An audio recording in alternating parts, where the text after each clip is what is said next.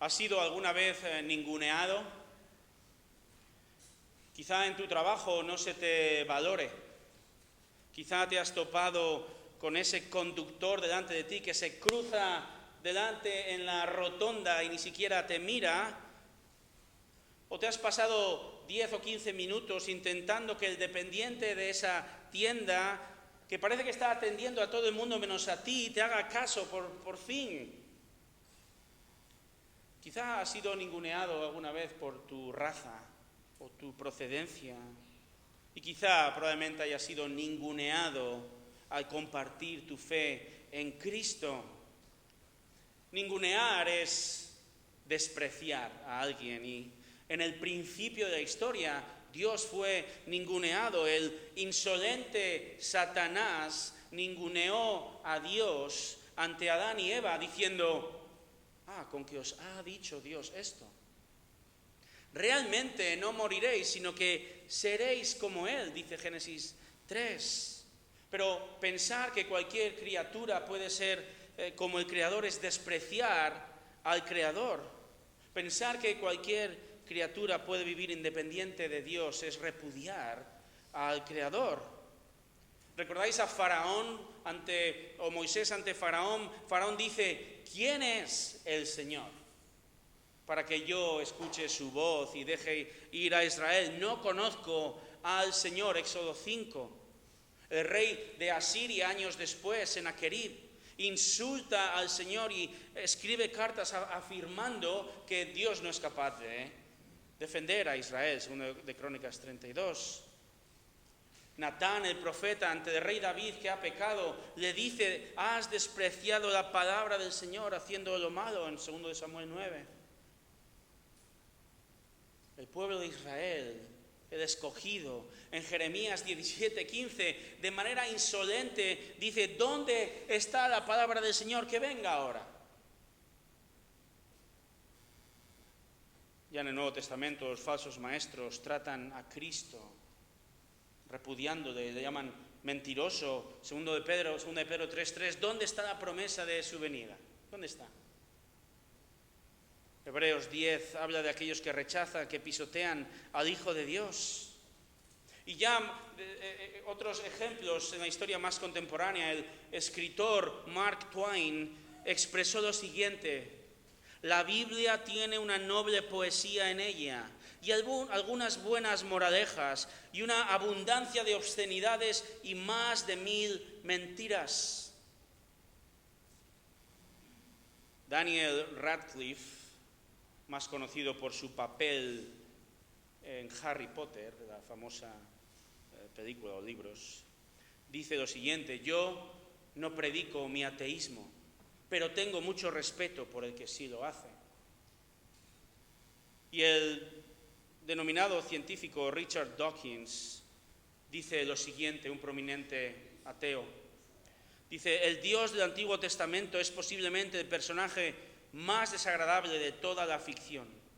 Celoso y orgulloso, un fanático del control mezquino, injusto, implacable, un limpiador de etnias, vengativo y sanguinario, un matón, misógino, homofóbico, racista, infanticida, genocida, filicida, pestilente, megalómano, sadomasoquista, caprichosamente malévolo.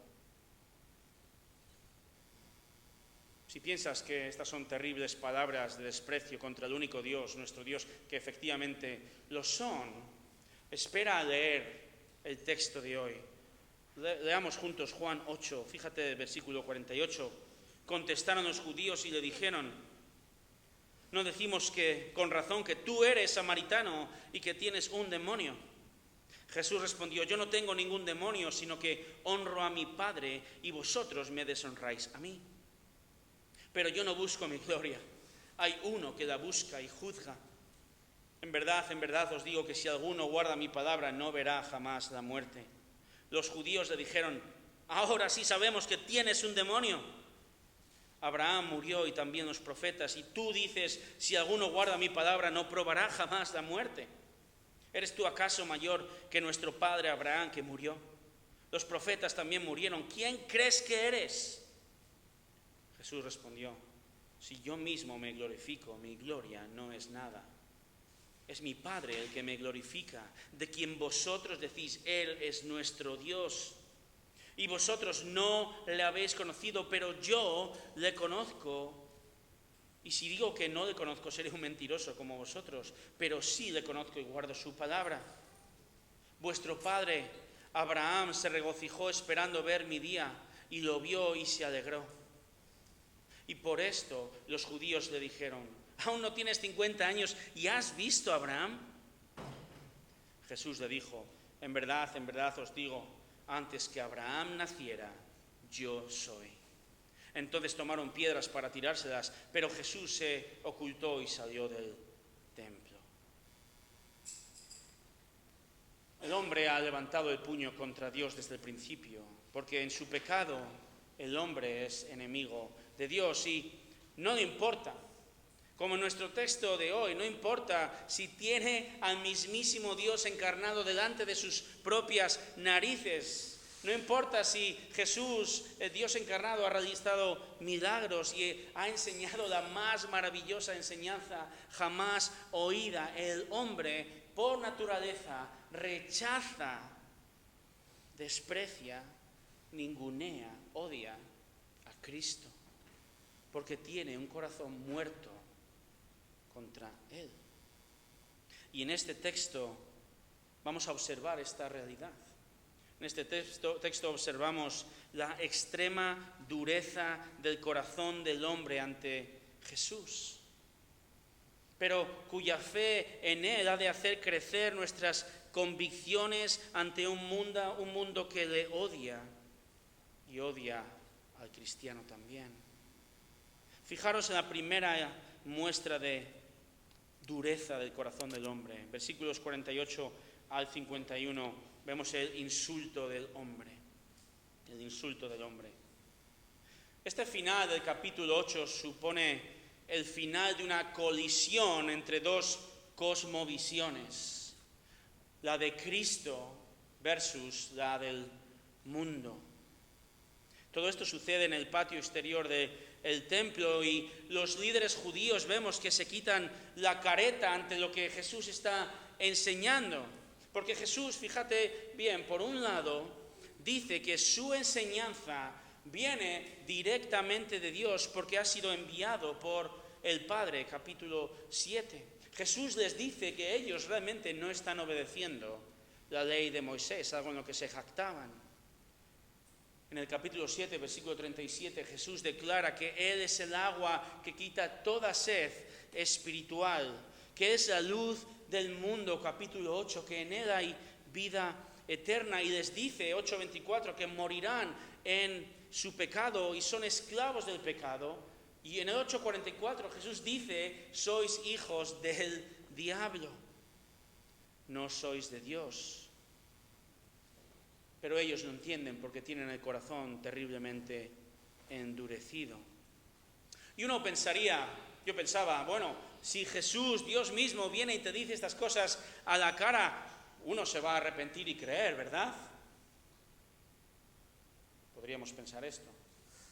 No, porque como vemos aquí, ellos responden como todo ser humano sin Cristo, con un corazón absolutamente duro. Así ellos le acusan 7:15 de ignorante, 7:20 de tener un demonio. Quieren atraparle, le llaman mentiroso, le malinterpretan constantemente. 8:41 le acusan de ser un hijo ilegítimo. Y ahora nuestro texto resume todo este encontronazo. Y así ahora vemos a los judíos insultando insolentemente a Jesús. Fíjate en el versículo 48, contestaron los judíos y le dijeron, no decimos con razón que tú eres samaritano y tienes un demonio. Si yo voy a ti y te digo, eres un samaritano, probablemente ni te vaya ni te venga, ¿verdad? Pero en el contexto judío, llamar samaritano a alguien supone un desprecio mucho mayor que regalarle la camiseta firmada de Cristiano Ronaldo a Messi, ¿verdad? Es más como llamar Hitler a un judío en un campo de concentración nazi. Los samaritanos eran un pueblo denostado, denigrado por los judíos.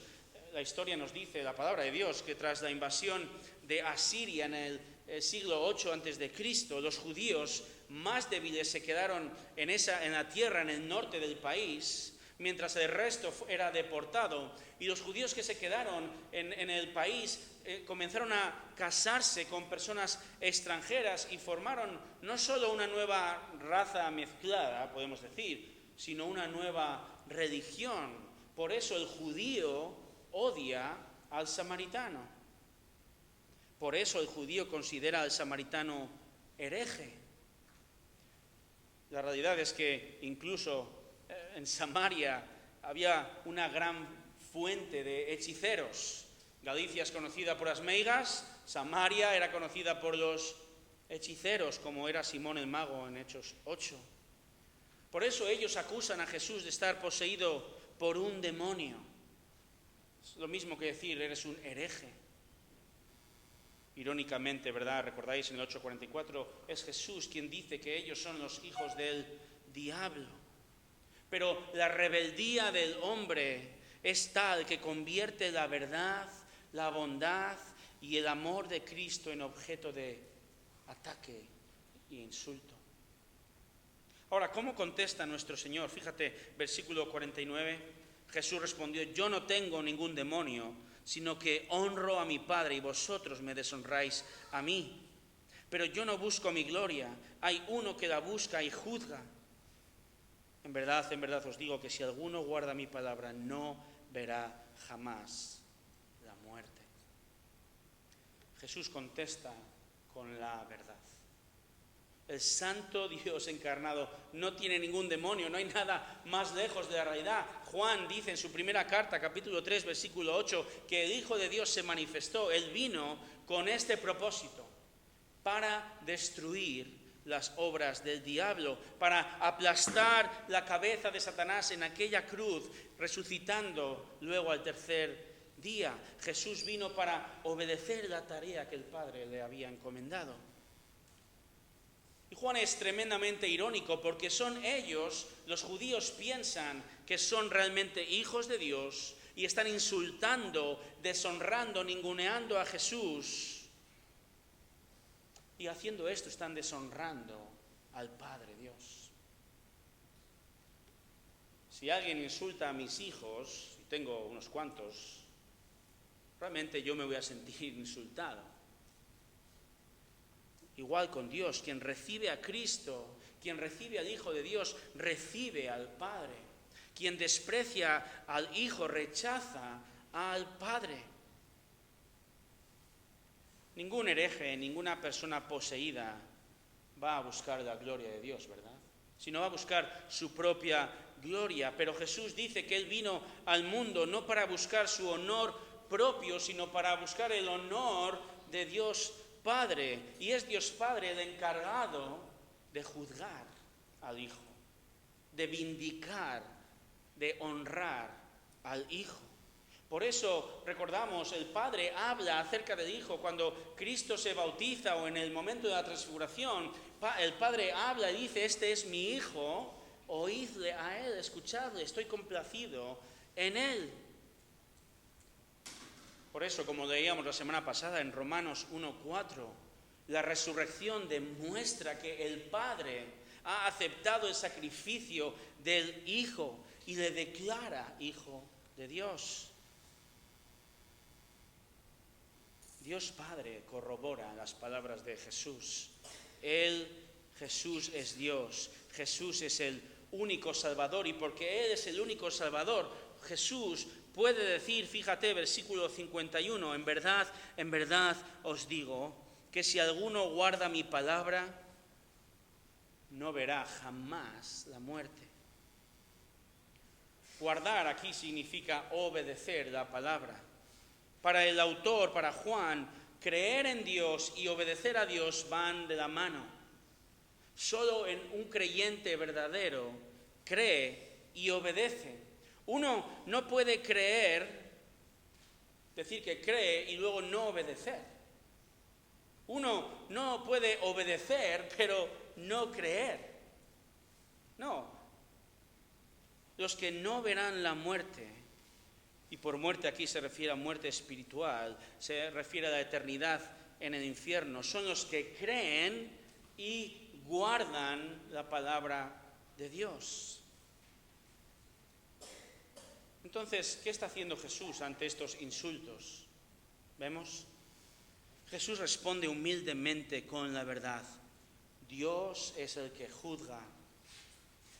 El que me ha enviado me vindicará.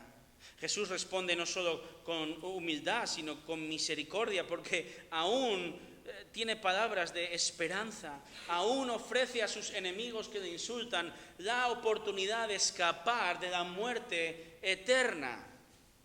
Pero ¿qué está ocurriendo?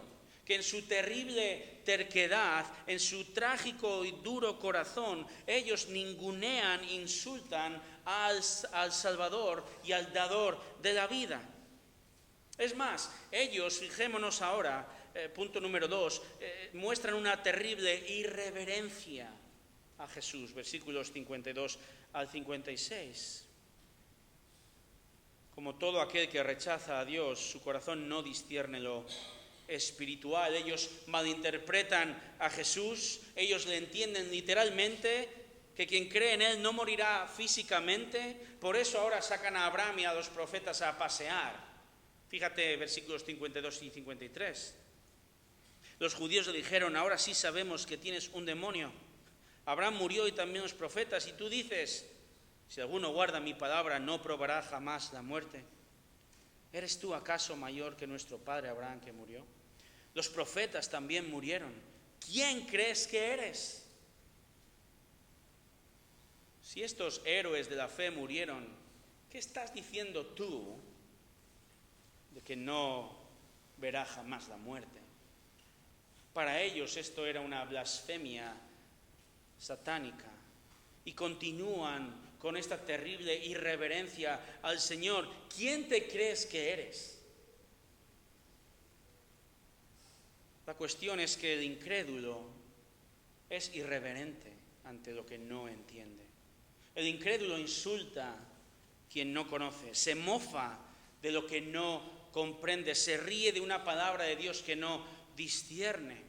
Me hace pensar en cómo se mofaría la gente con un Noé, este anciano, construyendo el arca y proclamando, arrepentidos porque viene el diluvio.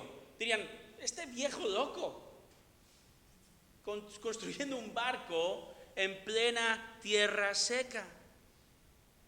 El incrédulo se pavonea en su ignorancia de Dios. Es como el rey en la fábula del traje nuevo del emperador. Este rey, recordáis, anda desnudo por la calle pensando que lleva un espléndido traje que solo los más listos pueden ver.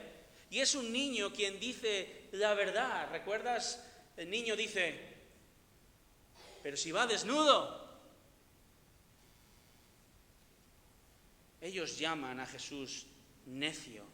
El no creyente llama al cristiano ignorante, pero es el niño, somos nosotros los necios, los creyentes quien Dios escoge para proclamar la verdad. Somos llamados, hermanos, a decir la verdad. Jesús dijo la verdad, por mucho que les doliera. Y continúa, fíjate, versículos 54 a 56. Jesús respondió, si yo mismo me glorifico, mi gloria no es nada.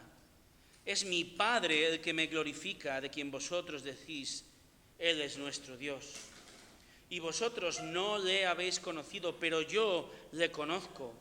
Y si digo que no le conozco, seré un mentiroso como vosotros, pero sí le conozco y guardo su palabra.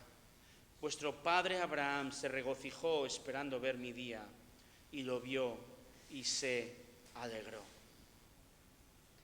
Ellos llaman a Dios nuestro Dios. Como dice un comentarista, ellos monopolizan a Dios, pero no le conocen. En cambio, tienen delante al propio Dios encarnado que dice, versículo 55, yo sí conozco a Dios Padre.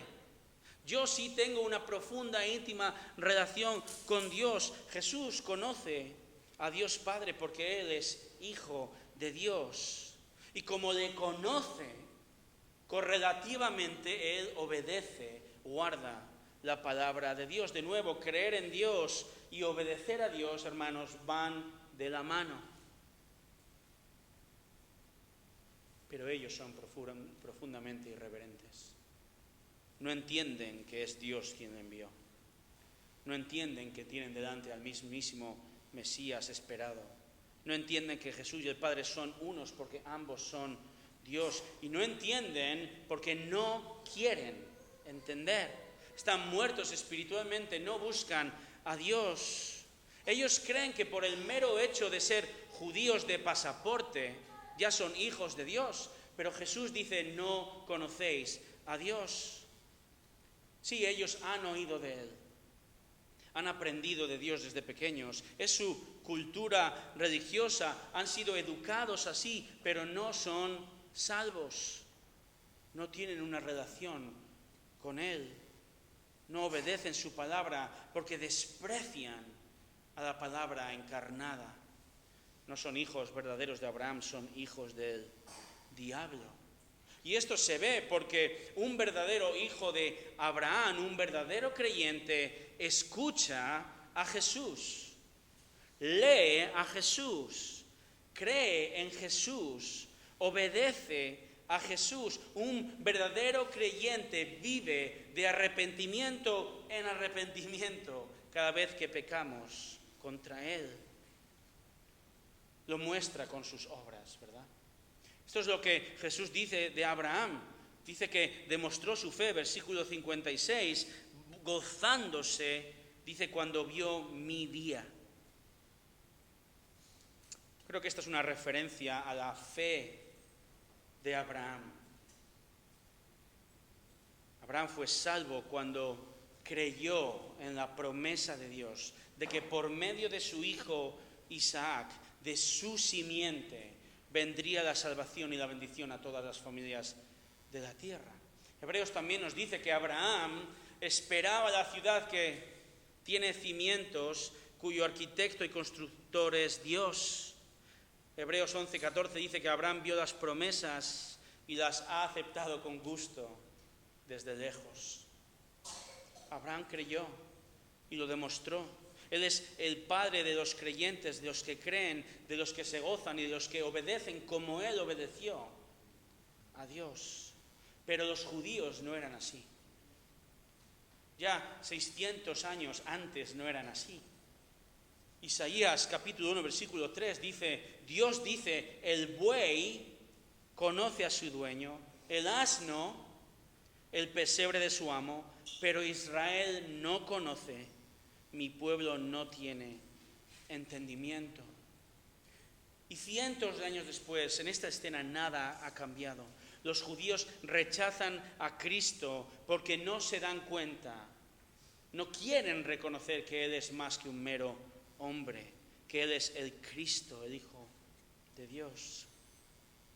Por tanto, ellos no conocen a Dios porque no reconocen al Hijo. No se alegran de ver al Mesías que tienen delante. Todo lo contrario, ellos ¿qué hacen? Le insultan y le muestran irreverencia. Pero, como decían los dibujos animados, no se vayan todavía, porque aún hay más. Versículos 57 y 58 muestran la terrible incredulidad de estos hombres. Versículo 57. Por esto los judíos le dijeron, ¿aún no tienes 50 años y has visto a Abraham? De nuevo le malinterpretan. Se preguntan, ¿cómo es posible que Abraham y tú, Jesús, os vierais físicamente si Abraham vivió 2000 años antes que tú? Y su pregunta espera un rotundo no por respuesta. Pero Jesús va a responder de manera solemne y sorprendente a su incredulidad. Versículo 58. Jesús les dijo, en verdad os digo, antes que Abraham naciera, yo soy. Observar qué es lo que dice Jesús aquí. Antes que Abraham naciera, yo era, yo fui. No, yo soy. Ellos observan a Jesús, no tienes ni 50 años. Jesús dice, yo soy. Yo soy el Eterno. Yo soy antes que todas las cosas. Yo soy el verbo preexistente. Yo trasciendo el tiempo. Yo estaba en el principio. Yo creé el universo. Yo estaba con Adán y Eva. Yo hablé con Noé. Yo me aparecí a Abraham. Yo hablé cara a cara con Moisés. Yo me revelé a David o a Isaías. Yo soy Dios. El gran pastor inglés del siglo XX, Martin Lloyd-Jones, escribe en un fantástico libro titulado Depresión Espiritual lo siguiente: si no creemos en la singular deidad del Señor Jesucristo, podemos ser cualquier cosa menos cristianos.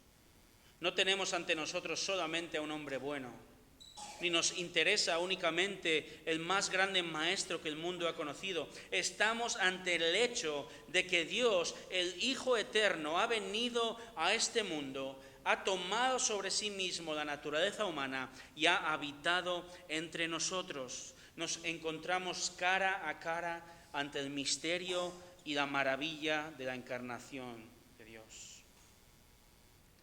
Los judíos dicen incrédulos y despectivamente: ¿quién te crees que eres? Jesús dice: yo soy Dios. ¿Tú crees esto también? ¿Puedes decir amén a esta realidad? ¿Crees que Jesús es el Dios eterno? ¿Crees verdaderamente que Él se reveló a Abraham, a Moisés, a David, que se ha revelado aquí en este libro, que es su palabra gloriosa y que se reveló en carne? Y que Él ha hecho todo esto no porque Él lo necesita, sino por amor a ti y a mí, pecadores. Pecadores que necesitamos saber y reconocer que tenemos un corazón terriblemente duro contra Cristo. Que necesitamos saber y reconocer que nuestro pecado nos lleva a la muerte, no solo física, sino la muerte eterna. Y Jesús ofrece la única solución a la terrible realidad que espera a todo aquel que no se arrepiente de su pecado, que es la eterna condenación en el lago de fuego. Así que te pido, por favor, no escuches con incredulidad, sino responde al llamado glorioso y misericordioso de un Dios paciente. Arrepiéntete, dice el Señor hoy. Arrepiéntete y cree en Jesús para el perdón de tu pecado. No esperes a mañana. Cada día que pasa es una oportunidad menos de encontrar la salvación. Y además, cada día que pasa es una oportunidad más de crecer en tu animosidad y reverencia ante Cristo. Porque un corazón humano no creyente, dejado a la deriva, como un barco sin timón, es engañoso y va a crecer más y más contra el Creador y único Salvador. Y si no lo crees, como decimos, ¿verdad? Para muestra un botón, versículo 59. Entonces tomaron piedras para tirárselas, pero Jesús se ocultó y salió del templo. Este versículo muestra la terrible ira de los judíos. Ellos ya no aguantan más. Esta es la gota que colma el vaso. Su tono, sus insultos, su irreverencia, su incredulidad van y van increciendo hasta que pasan a la acción, cogen piedras para matar a Jesús. Y ellos argumentarán que tienen razón. Ellos están, según su propia visión, están obedeciendo la ley mosaica. pero están perdidos. Quieren asesinar al Rey de Gloria. Juan no especifica ahora, pero Jesús evita, dice, ser apedreado ocultándose y sale del templo, lo cual no deja de ser simbólico, ¿verdad? Dios abandona el lugar construido para ser adorado.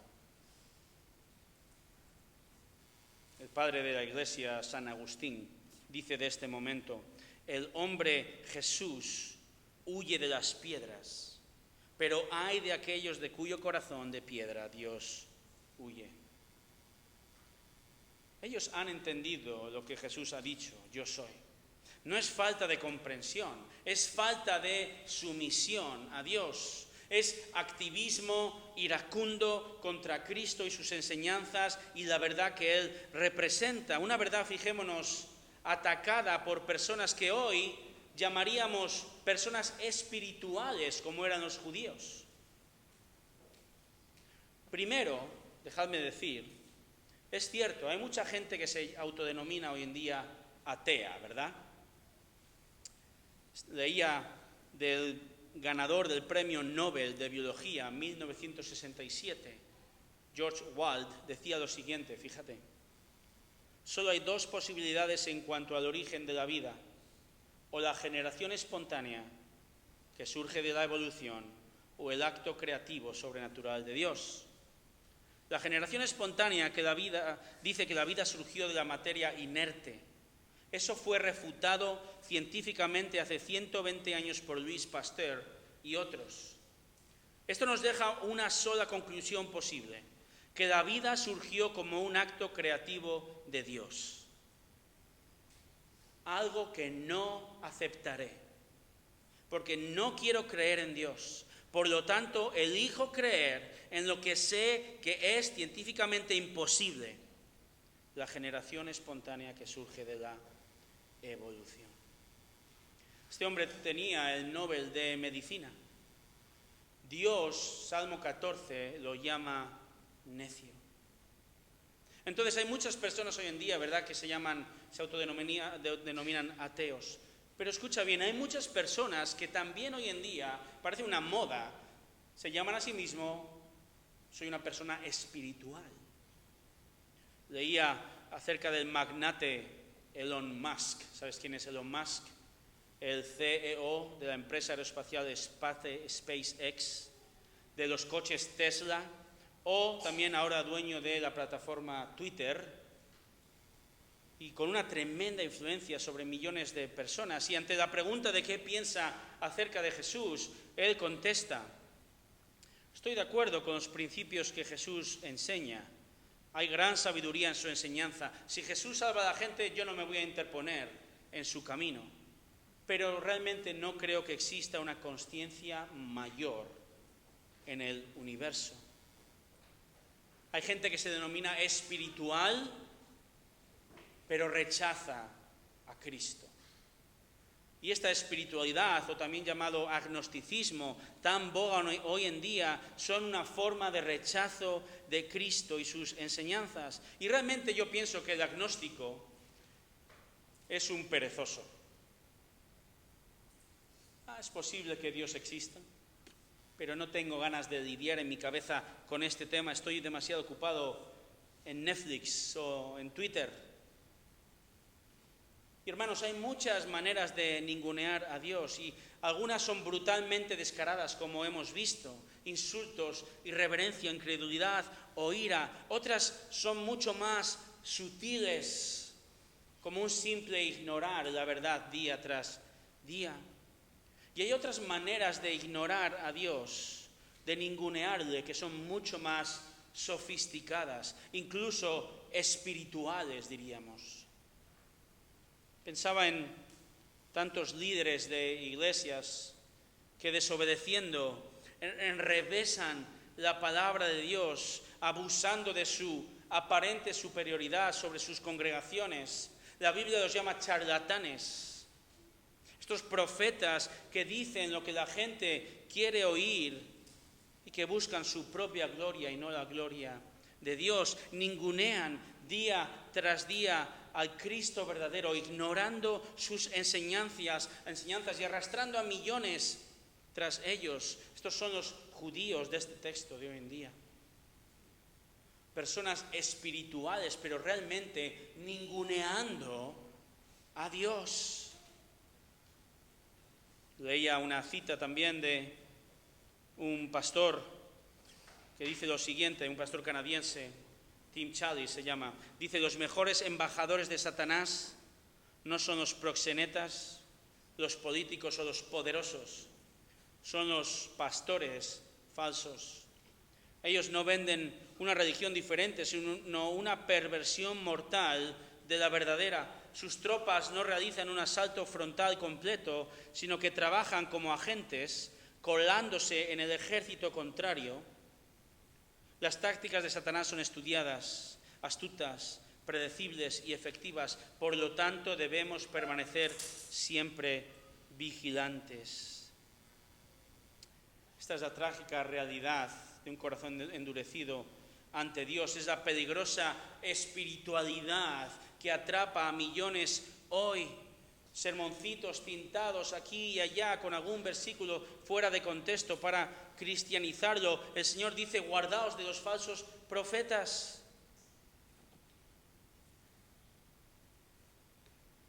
Ahora bien, hermanos, mirémonos a nosotros mismos ahora, ¿verdad? Porque aún como justificados y salvos, ¿piensas que es posible que tú y yo, como creyentes, ninguneemos a nuestro Señor? Y si es así, ¿de qué maneras podemos despreciar al Señor? Indudablemente, cada vez que pecamos contra Dios, que no guardamos su palabra, estamos deshonrando al Señor, diciendo, pensando, deseando que en ese momento el pecado es mejor y más atractivo que nuestro Salvador. Eso es una realidad. Que sus mandamientos no son dignos de obediencia, o que su palabra no es suficiente para traer gozo y satisfacción a nuestra vida, o que la santidad es una opción. Cada vez que pecamos decimos: aunque Dios, has dicho esto, pero yo voy a hacer esto otro. Yo prefiero esto porque yo sé mejor. ¿Recordáis lo que estamos hablando en nuestro estudio de los miércoles, verdad? El peligro de desear vivir de una manera independiente de Dios, de ser cristianos funcionales, de ser ateos entre semana y cristianos de fin de semana. Esta es otra manera de ningunear al Señor. Cuidado con un estilo de vida que puede mostrar una peligrosa realidad, que puede demostrar una falsa espiritualidad, una falsa conversión, porque un cristiano de domingo tiene muchas papeletas para ganar el concurso de cristiano falso del mes. Entonces examinemos nuestro corazón, hermanos, para ver si estamos en la fe. Y si estamos en la fe, nuestro llamado desde la palabra es a ser conscientes más y más cada día de cuán terrible y repugnante es el pecado a la luz de un Dios santo que dio su vida por nosotros. Así pues, cada vez que escojo el pecado, estoy ninguneando al Señor. Este es el punto general, la enseñanza general de esta sección. El pecado desprecia al Señor, pero de manera particular, dejarme recordar qué está pasando en esta escena. De nuevo, Jesús está expuesto a la opinión pública. Él está siendo denigrado, despreciado, ninguneado. ¿Y qué hace Jesús? ¿Cede? ¿Se calla? No. Se mantiene firme, se ha mantenido todos estos capítulos 7 y 8 firme en la verdad. Él no se acobarda. Jesús no cambia el discurso. Jesús no lo hace más llevadero, más light para ser aceptado, sino que Él honra al Dios que le envía, proclamando el mensaje que el Padre quiere. que Dios se ha encarnado para hacer posible lo imposible por nuestros propios medios, no probar la muerte, sino tener vida eterna.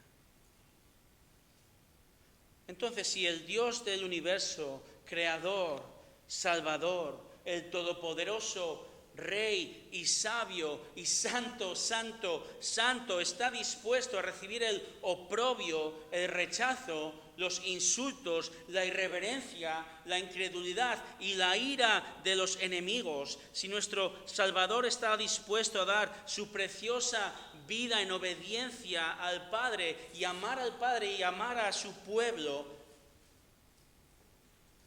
¿tú y yo? ¿Qué vamos a hacer? ¿Vamos ahora a ningunearle cuando alguien se ríe de nuestra fe? ¿Vamos a callar cuando tenemos que hablar? ¿Vamos a escondernos cuando tenemos que defender su palabra? ¿Vamos a aligerar, a torcer, a cambiar, a retocar su discurso? ¿Vamos a entonces no hablar del pecado o del infierno, de arrepentimiento porque no es correcto políticamente o porque ofende a los demás? Hermanos, la aplicación directa de este texto a ti y a mí, iglesia en Santiago, es la siguiente. Debemos exaltar a Cristo ante un mundo que ningunea a Cristo. Jesús responde, como vemos, con la verdad ante las blasfemias. Jesús responde con firmeza ante las amenazas. Jesús responde con humildad ante la persecución, con santidad ante el pecado.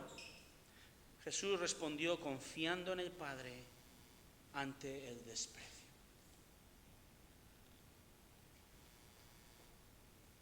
Me atrevo a pensar que Pedro estaba allí. ¿Por qué digo esto? Me atrevo a pensar que Pedro estaba allí porque años más tarde Pedro está escribiendo una carta que estamos estudiando también, ¿verdad? Primera de Pedro. Pedro está escribiendo a creyentes años después que están viviendo en un entorno hostil al Evangelio y el peligro es que ellos transijan.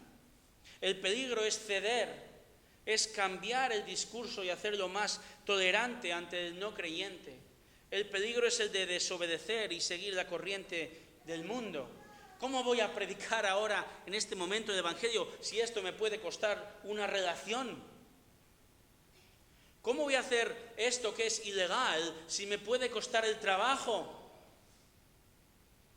Pedro dice, 1 Pedro 2:12, mantened una conducta irreprochable. Pedro dice, sufrid injusticia por la causa de Cristo, porque esto es sufrir bien y es aprobado por Dios. Pedro dice, habéis sido llamados a sufrir. Observad el ejemplo supremo de Cristo. Capítulo 2, versículo 23 de 1 de Pedro. Cuando le ultrajaban, no respondía ultrajando. Cuando padecía, no amenazaba, sino que se encomendaba a aquel que juzga con justicia. Por tanto, dice, no os amedrentéis, no tengáis miedo al hombre, sino que, 1 Pedro 3:15, santificad a Cristo como Señor en vuestros corazones, estando siempre preparados para presentar defensa ante todo el que os demande razón de la esperanza que hay en vosotros. Sufrid por hacer lo bueno. Estad preparados para exaltar a Cristo. No le despreciemos cediendo. Hermanos, estar dispuestos a recibir desprecio y ser ninguneados por decir y por hacer lo bueno ha de ser parte del ADN de la Iglesia de Cristo.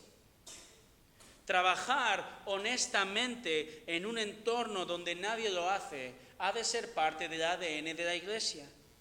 Estudiar duro sin copiar en los exámenes ha de ser parte del ADN de su pueblo. Someternos a las injustas autoridades ha de ser parte de nuestro ADN. Amar a tu cónyuge o afirmar que tus hijos son una bendición de Dios es parte de nuestro ADN. Proclamar y exaltar a Cristo estando dispuestos a recibir oprobio de aquellos que le desprecian ha de ser definitivamente nuestro ADN. ¿Por qué? Permitidme seguir con Pedro un momento más, porque él da la motivación. En otro tiempo, dice, no erais pueblo, pero ahora sois el pueblo de Dios. Antes no habíais recibido misericordia, pero ahora habéis recibido misericordia. La motivación para que tú y yo exaltemos a Cristo ante quien nos ningunea, ¿sabes cuál es? Cristo mismo. Si Él estuvo dispuesto a sufrir toda esta oposición, todo este profundo odio que lo llevó a la cruz, para que tú y yo, que antes le insultábamos y le despreciábamos y le ninguneábamos, quizá no con nuestra boca, pero sí con nuestras acciones, si Él ha estado dispuesto a morir en la cruz, para que tú y yo ahora seamos pueblo y recibamos misericordia. Una misericordia, por cierto, que dura cada día, ¿verdad? Que encontramos su perdón diariamente. Y si el Señor ha hecho y sigue haciendo todo esto, nosotros hoy, ahora, debemos dar un paso al frente por amor a Cristo y vivir como Él quiere que vivamos y proclamar con nuestra boca lo que Él quiere que proclamemos, cueste lo que cueste. Nuestro crecimiento en fe en Él ha de traer un crecimiento en nuestra convicción ante un mundo que no recibe estas convicciones bien, sino que le odia. La santidad provoca odio. Cuanto mayor es la santidad, mayor será la hostilidad del hombre contra ella. Es una locura. No ha habido un hombre más santo que Jesucristo. Sin embargo, tal santidad fue objeto de extrema indignación, decía el pastor fallecido Sproul. Jesús indigna al mundo. Él lo dijo, Juan capítulo 15, si el mundo os odia, sabed que primero me ha odiado a mí antes que a vosotros. Hermanos, vamos a indignar a la gente a causa de nuestro mensaje, a causa de nuestra vida. La cuestión es, ¿estás dispuesto a recibir el desprecio, la persecución del mundo? ¿Estamos dispuestos a ser ninguneados por amor a Cristo? Piensa, ¿tengo yo esta fe? ¿Tengo yo esta convicción? Piensa, ¿estoy preparado a obedecer el mandamiento de proclamar y vivir el Evangelio de salvación, aunque sé que esto traerá consecuencias? Y si la respuesta es no, o no del todo, bienvenido a mi club. Ven arrepentido conmigo al Señor para recibir misericordia y crecer en la convicción de que ser ninguneados por amor a Cristo es razón para regocijarnos de que podemos ser tenidos por dignos de padecer afrenta por su nombre, dice Hechos 5. Ayer leía de un hermano nuestro que está sirviendo en un país musulmán. Este creyente iba en el autobús y un desconocido se acerca a él de repente y este desconocido le dice su nombre, el nombre de su familia, a qué colegio van sus hijos, su dirección de casa y termina diciéndole, renuncia a hablar de Jesús. Este hermano escribía después diciendo, sé que seguir a Jesús tiene un precio. También sé que Dios ha mostrado su amor por mí en Cristo. Y mi deseo es que otros lo sepan también, cueste lo que cueste. Qué tremenda convicción. Os dejo con otro ejemplo. Un ejemplo de un hombre que había sido, fíjate, decía de sí mismo que él había vivido blasfemando a Dios, persiguiendo a su iglesia y agrediéndola. Pablo odiaba a Cristo y odiaba a la iglesia de Cristo, pero en la absoluta misericordia del Señor, Pablo pasa de odiarle a él y a su iglesia a amarle y tener una convicción tan grande que fíjate lo que sufre. 5 veces he recibido de los judíos 39 azotes. 3 veces he sido golpeado con varas. 1 vez fui apedreado. 3 veces naufragué. He pasado una noche y un día en lo profundo. Con frecuencia en viajes, en peligros de ríos, peligros de salteadores, peligros de mis compatriotas, peligros de los gentiles, peligros en la ciudad, en el desierto, en el mar, peligros entre falsos hermanos, en trabajos y fatigas, en muchas noches de desvelo, en hambre y sed, a menudo sin comida, en frío y desnudez. Oh Señor, danos este celo, danos esta convicción. La misericordia y el amor del Señor contra ti y contra mí, sus enemigos, no tiene parangón. No hay comparación. Por eso Él se hace hombre y se humilla hasta lo sumo y muere en una cruz para rescatarte a ti y a mí, quienes le ninguneábamos. Y seguiríamos haciéndolo. Seguiríamos teniendo el mismo corazón que estos judíos. Porque no podemos creer en Él por nosotros mismos. Necesitamos que Él venga y nos salve de nosotros mismos. Por eso hoy te pide de nuevo, si no eres creyente, que vengas a Él. Él lo ha dado todo por ti. Y si eres creyente, el texto nos dice que crezcamos en nuestra convicción de exaltar diariamente a Cristo en un mundo que le odia y le ningunea todos los días.